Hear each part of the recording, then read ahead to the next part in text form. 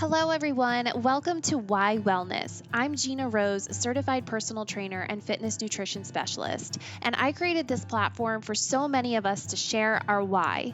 Oftentimes, we hear this buzzword question in the health and fitness industry, and I couldn't think of a better way than to compile our stories right here on my podcast, Why Wellness. We're here discussing inspiring, relatable, and motivating stories from health and fitness professionals across various platforms. Please subscribe, rate, and share my podcast. It would mean so much to me. I can't wait to share this next episode with you. Welcome back, everyone, to Why Wellness. So excited for today's episode. I have my first guest with me, and it's a really special guest because we have been friends, I think, since 2013. Yeah, it's been a while. And how we met, we actually met on the Baltimore Ravens Playmakers team, and we spent 2 years on there together. And I'm super excited because I think really one of the things that brought us really close together is that I was signed up for my first ever half marathon, and this person was a runner and I not so much, and I think that I had kind of set myself up for a race that I wasn't really fully prepared for, and I had some knee issues, and I remember this person kind of stepping in and helping me out, and she signed up to be my relay partner so that I would only have to run half of the half. And so it's really exciting that we were able to connect and remain really good friends through that.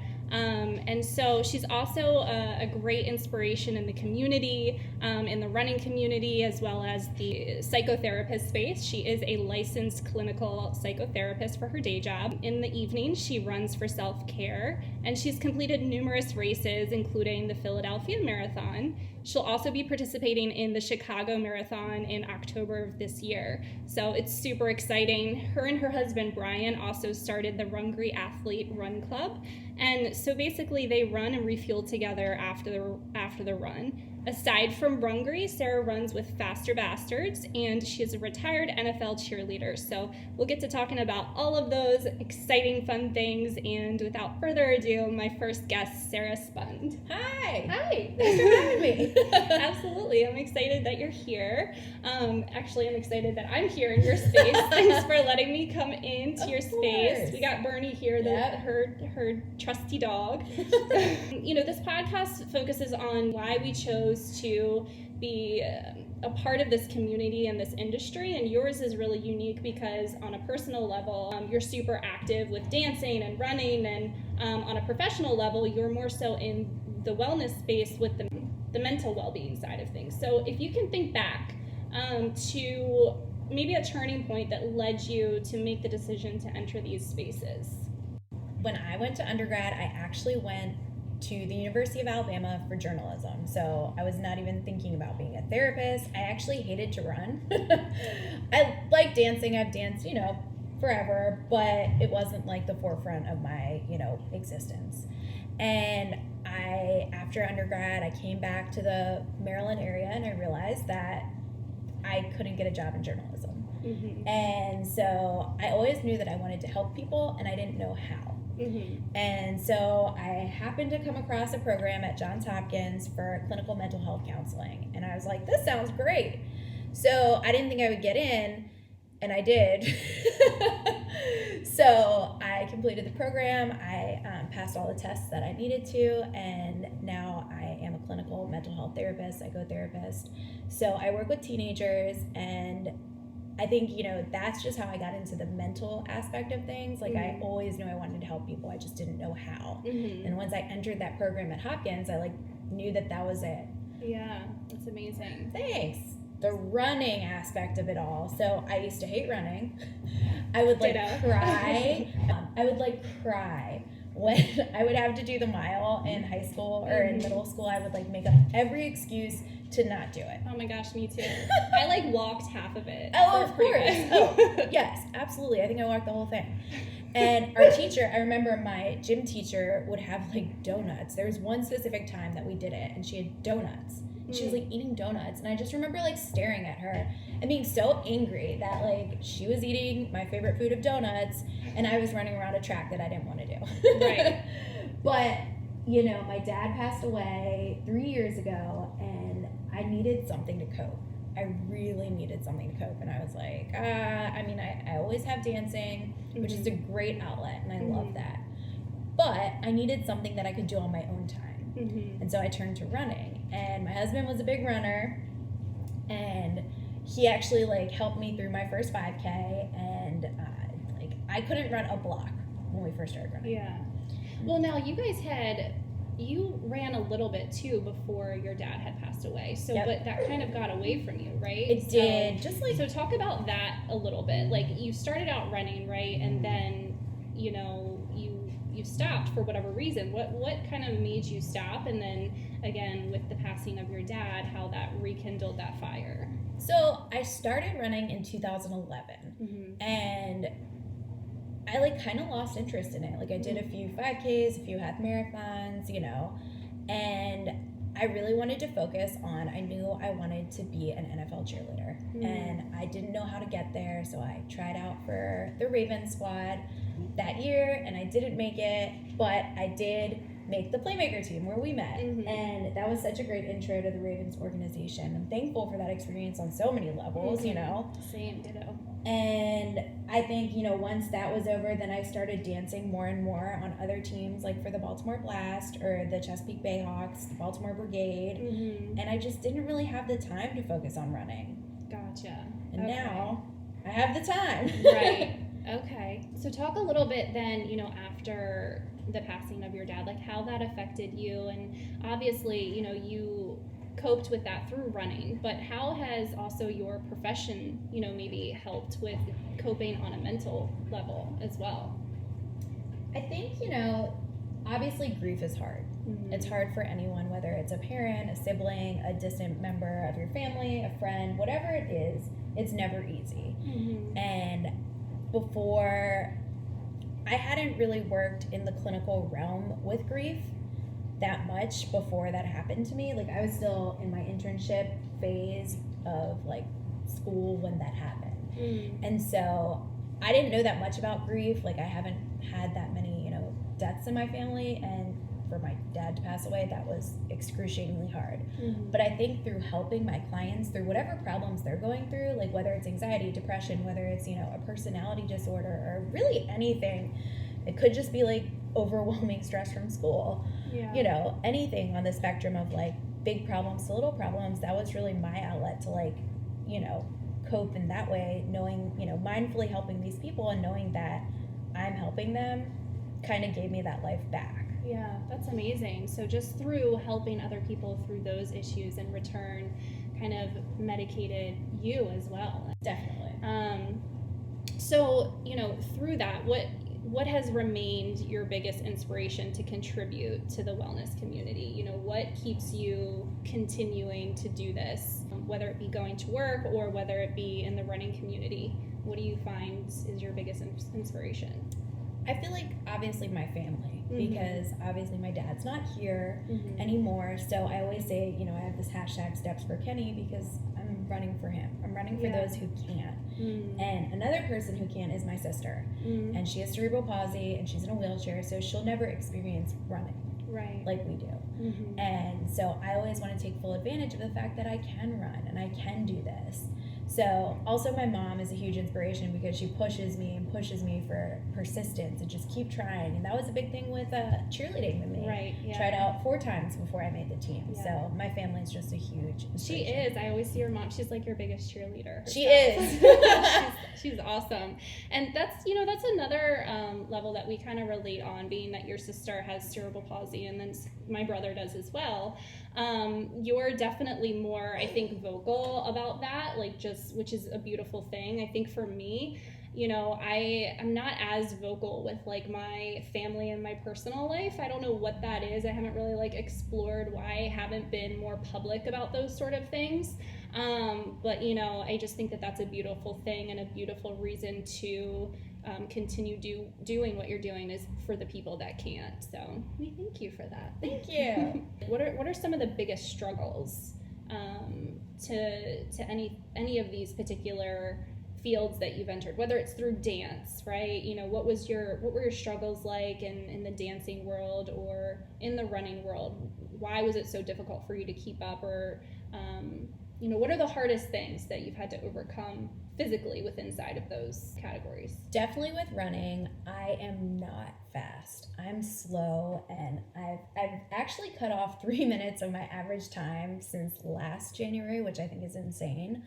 But I was kind of like the world's okayest runner, and I was fine with it. I ran the Philadelphia Marathon. It took me a really long time, and what was your time? I don't even remember. No? So what's the average time though? I don't know. Is it like 4 hours or something? Yeah, right? about 4. I mean, that's what I'm aiming for Chicago. Okay. And Chicago is such a big marathon. It's one of the marathon majors out of there's 6. And so I feel really blessed that I'm able to do it this year. Okay. Yeah, I'm pretty slow. Well, I mean, a marathon is not necessarily speed training, right? No. So fast and steady wins.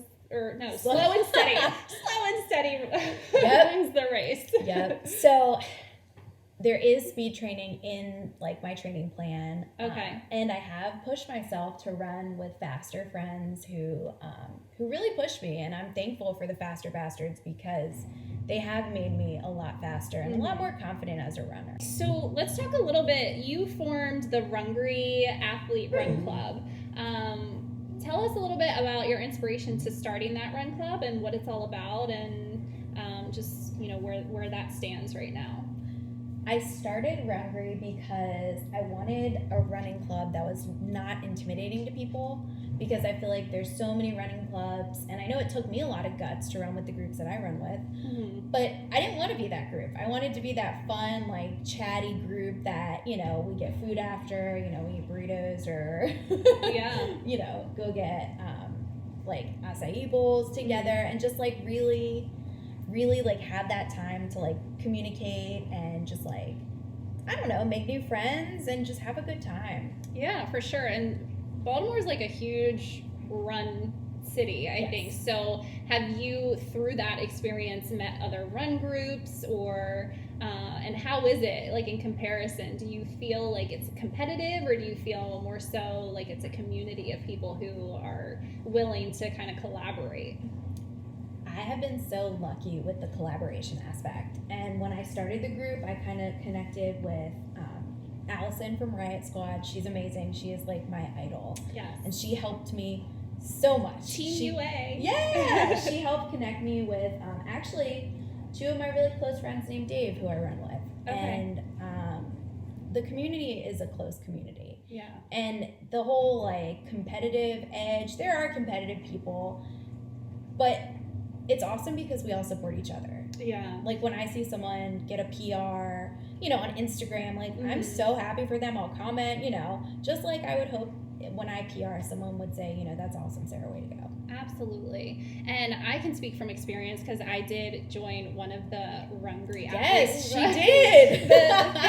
The thing about me though is I'm not much of a runner still, so I was like Sarah and Brian, I'll do like 1 mile. So can you just tell me when to turn around? And that's how cool it is because no matter what your pace, no matter what your physical fitness level, this group really welcomes everyone to come and hang out, even if you want to skip the run completely and meet for like after the run. The food aspect. And just like the social side of things. And we did a collaboration too in the summer, which was awesome. That was super fun. We did a HIIT workout followed by a 3-mile run, so it was 30 minutes of total body workout, which I led, and then Sarah and Brian led the 3-mile run afterwards, and we all met at Plant Bar afterwards, had some good smoothies and juices and shakes to kind of celebrate. So definitely we love, I think both of us, just collaborating and bringing people together in a space in Baltimore to be healthier and happier. So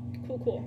We could talk a little bit about your dancing, right? Because that's been a huge part of your life too, and you started that's probably one of the things that you started younger, right? That's, if you can think back to being physically active, I don't know what sports or anything that you might have played, but if you want to talk to about like the younger side of Sarah and what how she started like becoming active and how dance really took off and what that path was like.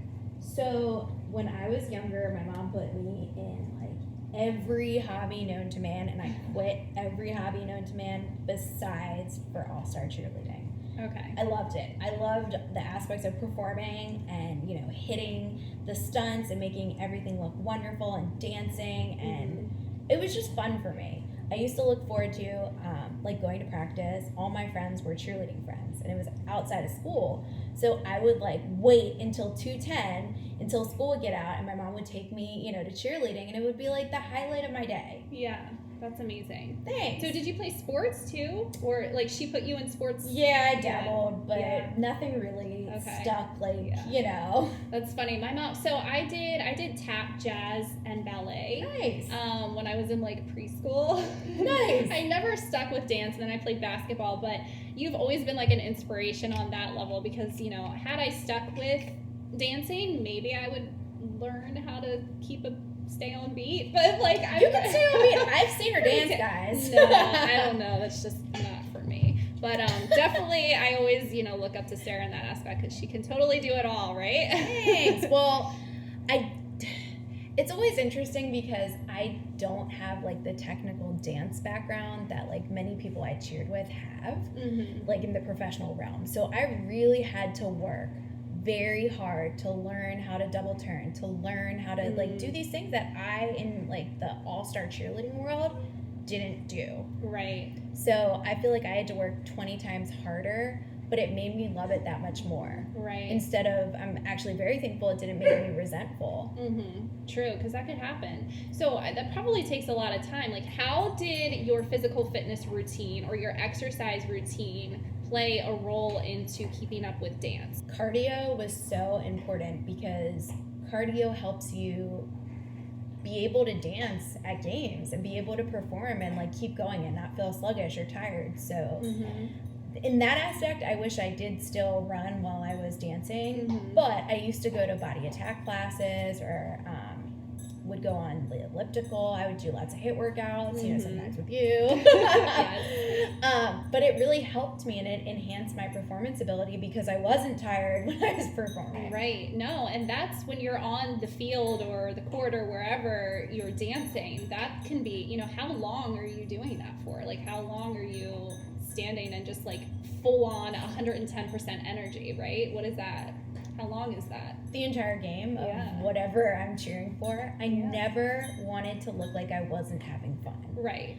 I always think that that spot that I was in, someone else could have had that. So I always wanted to show that I was thankful and appreciative, which was being mindful, you know, big on mindfulness. But it's true. Someone else wanted that spot, and if I wasn't giving 255%, then it was over. Yeah, no, that's so true. And one of the things, it's funny, one of the things that I remember from Playmakers and from Bev, who was our coach and is still the coach for the Baltimore Ravens Playmakers today, I'll never forget that she said this. It's something that, you know, I take with me, and I also, you know, when I'm training or you know, help mentoring other people in my profession, I use this example. And one thing that she said is, I don't care if you got a flat tire. I don't care if your boyfriend broke up with you. Whatever the case is, when you come here, you are smiling. You're on. Right? You're on. You are always on. And it's so true when you're in that, you know, not that it's inauthentic and not that it's not genuine, but like life does happen to everyone. So you just have to remember to kind of like set those things on the back burner and just remember and be thankful in the moment for why you're there. So it's really funny that you mentioned that, because you know, I never forget that she said that. Yeah, and you never want to take experiences or opportunities for granted, because they might not be there the next day or the next year. Exactly. So being you mentioned being mindful of that, you know, in the moment. Remember why you're there. Remember to be thankful. Let's talk a little bit more too on the mindfulness side. You know, meditation has become more and more mainstream these days, and it's great. It's definitely good that, you know, people are bringing more awareness to how important this can be, just to like take time and clear your thoughts and your mind. What do you think are some of the other ways that the industry can put more effort into mental well-being awareness, or any other ways that, you know, this industry, whether the fitness or the wellness industry, how can they put more kind of attention to that aside from meditation? You know, what are some practices that people can do? I think mindfulness, just the act of being present, is so huge in the fitness industry, in whatever job you're in. Because if you're not fully present in your job, are you really living it? Right. So I think in the fitness industry also, if you're working out and you're not fully present, what if you drop a weight and, you know, like you're not there? Like, you know, let's say like it just, you know, you're zoning out. Yeah, that mind-body connection is super important. You should focus on, you know, the specific muscle groups that you should be working, so you're not just doing it mindlessly, and you're actually putting mind and body together. So that's great. I talk about that connection a lot at work, only for the fact that mindfulness encompasses your mind and your body. And like, if you acknowledge a thought, you know, whether it's a bad thought that pops into your head. Let's say you're having a great run, and then like a terrible thought pops in your head, and then the run could go, you know, spiral down. So whether you acknowledge that thought and, you know, say like acknowledge it as a demon and kind of say, okay, hey, doubt, hey, you know, whatever that bad thought may be, acknowledging it and, you know, creating a name like a demon or acknowledging it by its name can really create space between you and that thought. So that mind-body connection, because your body does whatever your mind does, right? So if you are nervous or if you're upset and you're going for a run, you're going to be tense. Your brain is going to be tense. So that's just really important in general, that mind-body connection. Yeah. How do you think people can, you know, I think sometimes when some people think about that demon, if you will, they try and mask it with things like running, or sometimes even the extreme opposite with, you know, bad coping mechanisms like drinking or something like that. People try and mask those demons, but you're saying that you should be mindful of it and, you know, give it a moment to enter. How can people deal with, instead of like having a thought and it's bad, instead of just being like, oh no, don't think about that, let me cover it up with whatever, how can they acknowledge it and be at peace with it, or like give it some sort of direction? So it's interesting because there's a lot of mindfulness practices about this. So like, let's say you acknowledge this thought, it's a bad thought. Like, let's say I'm running and I'm having a great run, having a good time, and then I start thinking about something that happened at work or something I heard at work, because I do hear really awful stuff sometimes. Yeah. So then I start thinking about that, and then it's like this downward spiral of just like horrible things in my head. And then, you know, if that happened to me, I would take a minute, I'd pause my watch, I would stop, and I would acknowledge the thought, acknowledge what triggered this thought. Like maybe, I don't know, I saw a cat in a tree and it reminded me of someone telling me a story about, you know, something sad about a cat in their house, and then turn, you know, whatever, downward spiral. Right. So I acknowledge that thought, and you could do a few things. I like going the gratitude route. So maybe you have like in your mindfulness wallet is what I call it, but it's really, you know, your toolbox of mindfulness tools. Have some things that you're really grateful for, or things that made you happy. Think about like those memories, think about the places that make you happy, think about, you know, just those times and experiences that you had that really brought joy to your life. So you have this really crappy thought in your head, you stop, you pause, you take a minute, maybe you focus on your breath, you breathe in, you breathe out, you do that maybe like 3 or 4 times, and then you start thinking about those positive memories. You could also go the route of where you just smile. Yeah. So if you smile, you know, it's hard not to be happy when you're smiling. So Exactly. It's so true. It's literally the opposite of that thought. So in a way, it's combating that thought, but putting it at peace, because you're trying to get past it. You're trying to get past it with a smile. I love that. That's awesome. Great advice. Thanks. I love that you said mindfulness wallet. Like I just think that that's so cool, or like a toolbox, right? So what are some other, you know, tools that people can use? You know, you mentioned the gratitude part, you mentioned the smiling. What are some other tools that you use, you know, without giving away like client confidentiality or anything like that, or using specific examples? Like, maybe there are some other pieces of advice that you give people to just cope on a daily basis with being more happy. Mm-hmm. So there's some really great apps that I really like. Okay. Headspace is one. I know that it's free for, I think, the first week, and then you have to pay for it. But if you go on YouTube or if you go on Spotify, they have playlists on both. So the Headspace app is all about mindfulness meditation. The YouTube page has a lot on sleep. So if you have sleep problems, they even have videos that you can play while you sleep that are like relaxing, which actually brings me to my next point. Guided imagery is great. So that's similar to mindfulness meditation. And if you just YouTube guided imagery, someone with like a beautiful English accent will read this script of someone walking down a forest with all of these animals, and you feel like Snow White, and then, you know, it relaxes you just listening to this story. That's awesome. So it's like something you can watch, or is it more about listening? Okay, gotcha. Yeah. So when you mentioned imagery, I wasn't sure if it was like something that you really focus on paying attention to, or because I know you mentioned someone with like a beautiful voice. I think, and this is becoming more and more popular. I saw one on the iTunes that Matthew McConaughey would he would be reading, you know, some like bedtime stories, and I was like, well, let's give this a try. Can't go wrong with that, right? No. That's great. Awesome. Yeah, so those are like my go-to things. You know, I'm big on gratitude. So any gratitude journaling, or just honestly writing down any thoughts. I always end session with all my clients, and they could tell you, even though we don't know who they are, right. If you were to ever meet one of my clients, and they would tell you that I always end the session with, what was the worst part of your week? What was the best part of your week? And what are you looking forward to over the next week, month, 2 weeks?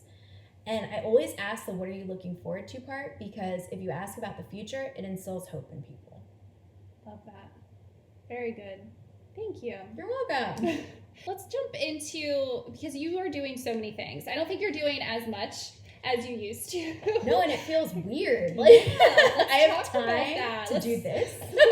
Let's talk about that transition. Let's talk about first, you know, the time when you literally had no time. Yes. Because Sarah, you know, I think Sarah says yes to like, or did say yes to like so many things, which is, you know, can also be like a downfall sometimes, because you overcommit and then it really sacrifices, you know, your personal life or just your rest and well-being. So let's talk about the time when like you had no time, and then the transition into freeing some of that space and how you utilize that freed time.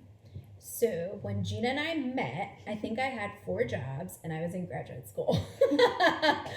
And my main job was being a concierge, and I used to run people's errands, and it was just this whole big ordeal. And I danced at bar mitzvahs. I have just all of the odd jobs that year at the same time, and playmakers, and going to school. It was a lot. I don't think, and that was the year I got married, actually, 2014. And I just remember just running around like a chicken with no head on. Like, I had no time. I barely saw my husband. I barely saw my friends. Like, I saw you guys as the team, and that was about it, and my coworkers. Right.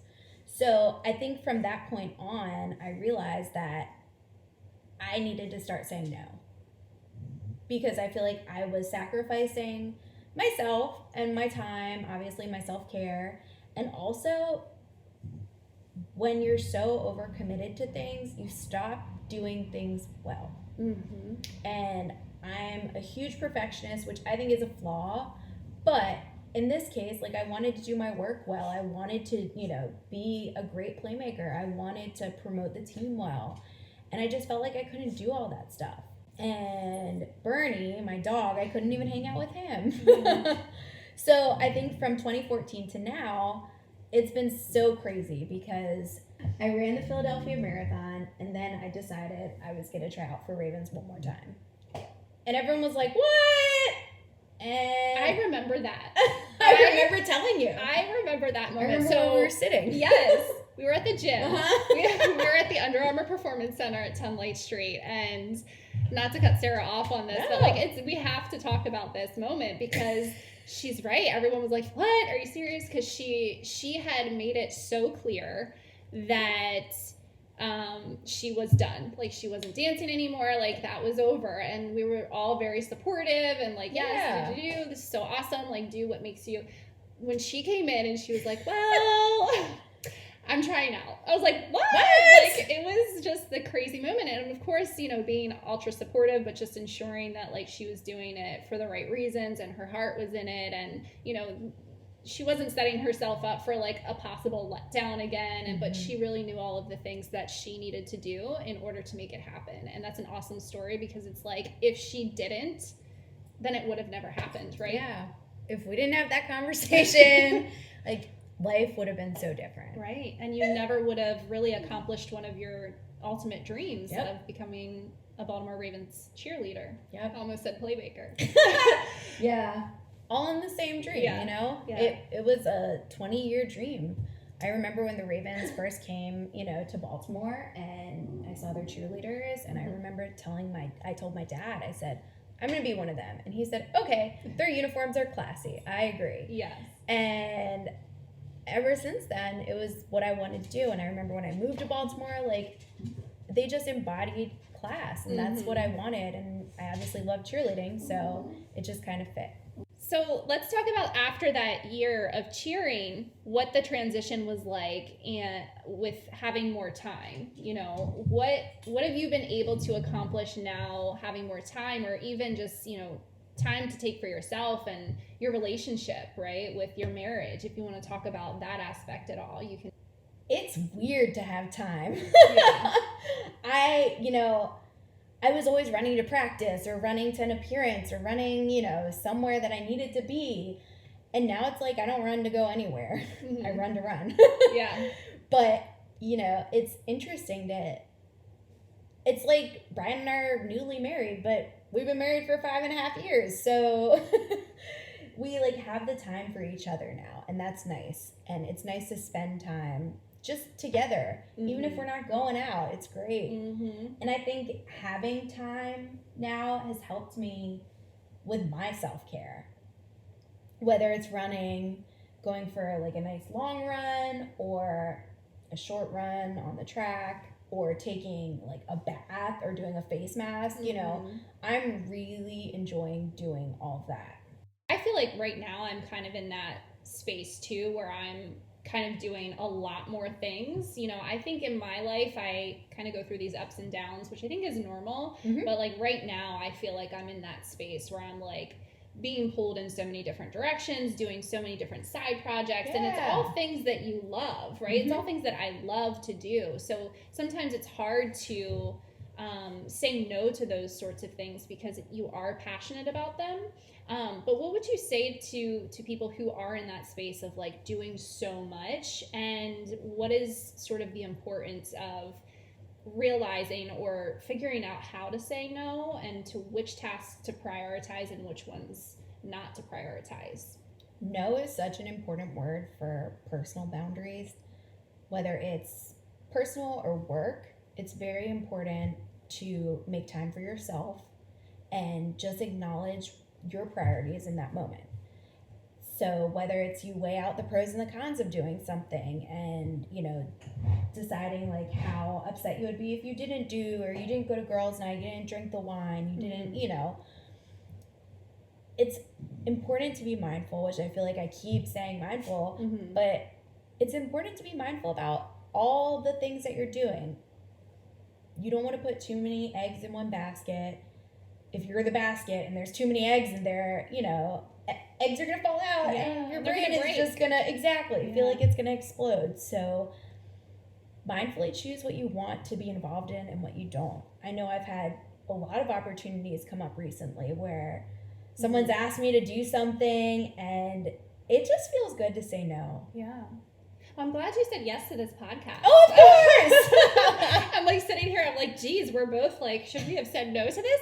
No! This is awesome. No. Yeah, see how we did that? Yeah. But especially too if you have other people and other relationships who it might affect. So talk a little bit about, if you want to, how it might have affected like your marriage, and how you said that you're now able to spend more time together and you feel like you're almost newly married. What are, how has that changed your relationship, and what advice would you give to other people in a similar circumstance where somebody else is really hoping to have more of your attention or one-on-one time, whether it's a spouse or a significant other or a sibling, or even time with like parents or your pets even, because I know, I have a dog too, and so Bernie's here with us, and we, what are those relationships, how have they benefited from your time?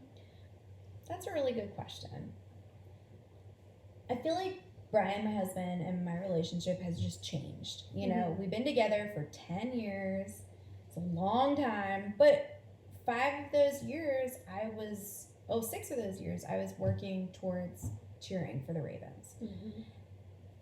So he kind of got like partial Sarah, or Sarah who wasn't drinking anything and was eating really clean. So when we would go out, I would have a piece of chicken and like lettuce with balsamic vinegar. I was always so regimented, and now I don't have that. And I think, the structure was great for the time. We used to go to the gym together, but now we can enjoy running together. We can enjoy doing things still, but it's kind of like a new relationship because we all develop autonomy, like who we are, through our activities, through our family, through our friends, through our work. And I kind of feel like I lost myself a little bit in the, cheerleader Sarah. But like, who was Sarah? So I think this year, the year of 2020, I really devoted on finding that person.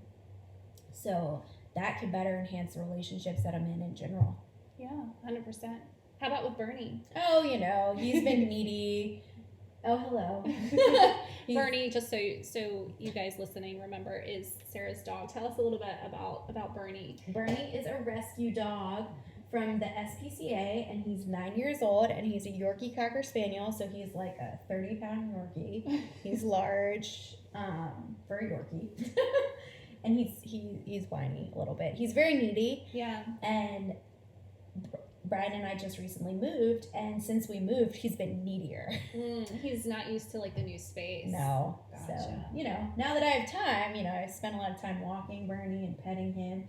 He watches television with me. I'm really big on true crime stuff, so now he is also big on true crime stuff. Now, does he like to run with you guys, or is he more of like a walker? Is he like low key? Bernie has very short legs, as do I. He can run. He is very fast. I've seen him run before, but past like one block, it's like, okay. So Bernie's a walker. You mentioned a little bit too about how when you used to go out, you would be very strict with what you would eat. And I want to touch on that a little bit too, because your relationship with food has been interesting as well. I feel like it's definitely evolved. I think you used to be gluten-free and now you're not. And so talk a little bit about what your nutrition habits have been like over time, right? So maybe in the beginning you weren't, are you vegan now? No, I'm vegetarian. You're vegetarian. Okay. So talk a little bit about... I can't give up ice cream. Okay, yes, I forgot. Sarah loves ice cream. I do. I'm an ice cream enthusiast. Yeah, tell us a little bit about your nutrition journey. So it's been an interesting one because I used to log on MyFitnessPal like it was my job. I think I logged for 365 days and I took a picture of it when it was like, you've logged for a year. I was like, whoa, I felt so accomplished. Like that's ridiculous. That is not balance. So I used to get like a really bad reaction when I would eat gluten. And ever since I was younger, my mom would be like, you're fine. But I knew something was wrong. And so I cut it out of my diet per a doctor. And after years of not having it, I accidentally had something with it and I didn't get sick. And I kind of had to step back and be like, wait a minute. Which this was after cheerleading, like this was, kind of recent. But I was like, oh my gosh, if I could eat regular gluten-filled food, I would feel less ostracized about life, because asking about gluten-free stuff now is more normalized than it was like 7 years ago. Exactly. Yes. So yeah, I'm loving gluten now. I am vegetarian. I got really turned off by meat recently, and I've seen all of like the documentaries and everything about like animals, and they never did anything to me. They never bothered me. Like, I understand, like, you know, meat is like here for us to eat. I used to eat a ton of meat too. Like, I used to eat ground beef for breakfast with Brussels sprouts, and for lunch I would have ground turkey, and dinner I would eat like salmon or cod. So whether it was fish or poultry or like beef, I would eat it all. And like recently I think maybe I overdid it, because it kind of makes me queasy now. And all meats?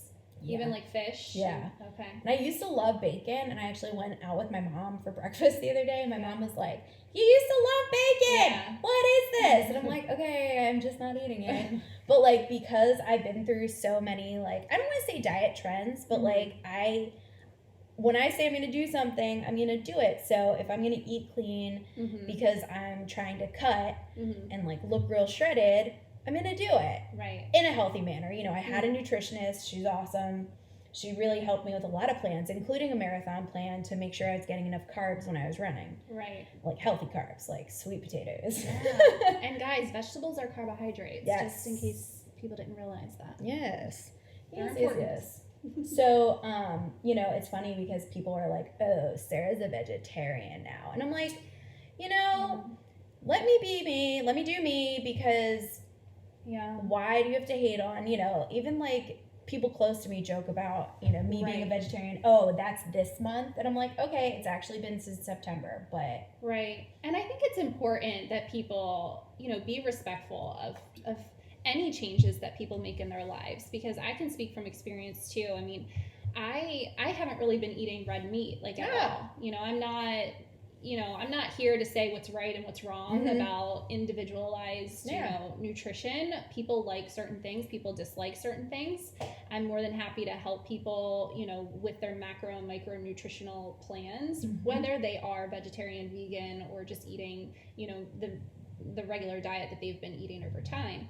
But I think it's important to respect people when they make these changes, especially, you know, even if it's you know, you're not drinking as much as you used to, or you give that up for whatever reason. I think people change, and I think people are allowed to change, and I think people should change, right? We should evolve over time, and you know, sometimes you just lose interest in certain things, or you just don't have the taste for certain things. And I think, you know, that just being aware of people's decisions and being, you know, respectful is super important. Definitely. So we're in a new year. Is it January? Yeah, it is. It's January 9th, right? Yes. I don't know when this is gonna air, but we'll see. Definitely in 2020. Definitely in 2020. But you know, you had mentioned earlier that this is the year of really refocusing and continue to focus on yourself and finding your true self. So what are some of the plans that you have to do that? What's upcoming for you this year? A lot of time spent with friends and family. I feel like because I didn't have the time, now that I have time, I just want to hang out with my mom and my sister. I want to travel. Brian and I are going on a lot of trips coming up, and I'm really looking forward to that. I love traveling. I'm actually deathly afraid of airplanes, so that's always fun. But when we get to the destination, that's the best part of exploring and like immersing yourself in a different culture. And I think that's like the coolest thing. Yeah. So I'm looking forward to doing some of that. And then in October, I'm running the Chicago Marathon, which is one of the world marathon majors. And I'm super excited because I'm running for Team Best Buddies. So Best Buddies basically is they support friendship, jobs, leadership development, and inclusive living for people with intellectual and developmental disabilities. And my sister actually used to, she still participates in Best Buddies activities, more so when she was in high school. Now she does the adult activities that they do and fundraisers. And I'm really excited because I I'm running for charity, so I'm running for that team, so I have to raise funds, and it's something that I care so much about. So we're having an event on February 22nd at Checker Spot Brewing, and Lives from Granny, who is my friend Anna's band, they are awesome. It's going to play 7 to 10, and it's going to be a big 90s party. So, yeah, $5 tickets beforehand. You can Venmo me, Sarah Spund. I think it's Sarah Spund. But you can always find me on Instagram or Facebook or whatever. And it's a minimum of $8 donation at the door if you don't buy tickets in advance. So all the ticket money, is going to go to my fundraising efforts. And yeah, it's just going to be a great time. So I think that'll be really fun. Yes, that's amazing. Thank you so much, Sarah, for coming on to Why Wellness. It's amazing everything that you do and have done in the community and continue to do. And if there's any key takeaways or final points or any advice that you'd like to give before we sign off, feel free to do that now. Ooh. Well, thanks for having me. Yeah. I think probably just do you, because if you don't do you, then what are you doing? Oh, that's amazing. Sometimes I say that to my clients who I work with, adolescents, and they're like, oh my God. I'm like, yeah.